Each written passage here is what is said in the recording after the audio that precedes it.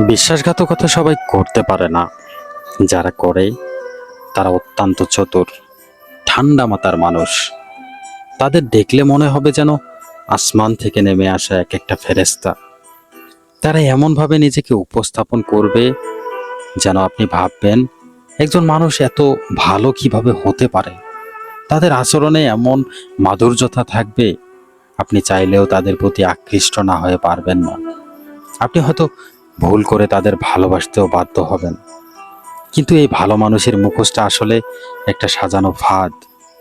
আপনি যখন তাদের প্রতি দুর্বল এবং ভালোবাসা দেখাবেন, বিশ্বাস অর্জন করবে, ততটাই তাদের জালে আটকে যাবেন।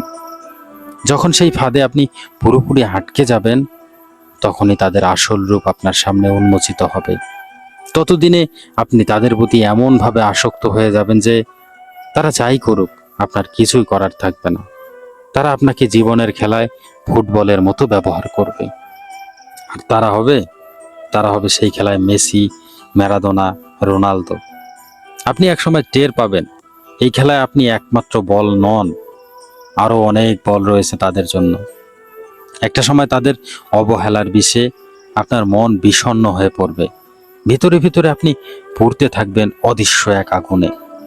যখন আপনি সেই ঝলসানো হৃদয় নিয়ে তাদের কাছে যাবেন সামান্য সহানুভূতি এবং ভালোবাসার জন্য, তখনই তারা আপনাকে চূড়ান্ত আঘাত দিয়ে সম্পর্কের ইতি টেনে চলে যাবে।